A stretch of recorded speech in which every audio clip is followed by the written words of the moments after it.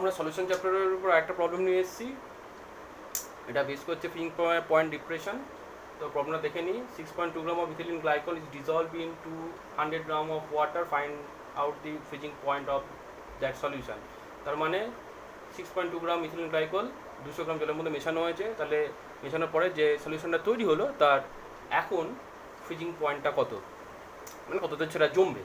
তো ethylene glycol আমরা দেখতে পাচ্ছি তার ফর্মুলা CH2OH, তার মলিকুলার ওয়েট তোমরা ইজিলি ক্যালকুলেট করতে পারবে। দুটো কার্বন আছে, 6টা হাইড্রোজেন আছে আর 2টো অক্সিজেন আছে, বেরোচ্ছে 62 গ্রাম পার মোল। ওয়েট অফ ইথিলিন গ্লাইকল কত বলে দিয়েছে 6.2 গ্রাম। ওয়েট অফ দ্য ওয়াটার কত বলে দিয়েছে 200, দ্যাট ইজ 200 গ্রাম।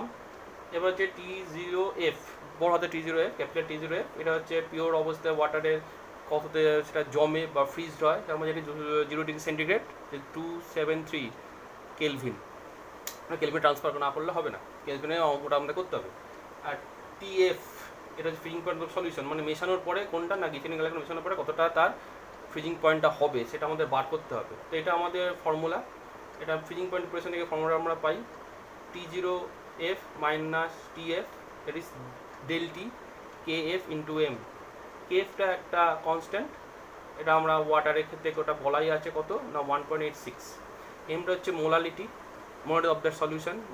তো মোলালিটাকে আমরা যদি ভালো করে ভেঙে নিই, কী দেখতে পাচ্ছি না W2 into 1000 by M2 into W1।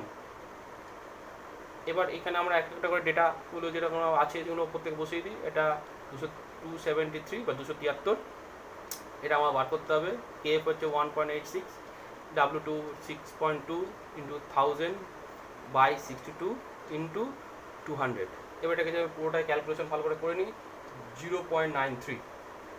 এবার আমরা টিএফটাকে ইজিলি বেরিয়েছে কত 272.07 কেলভিন।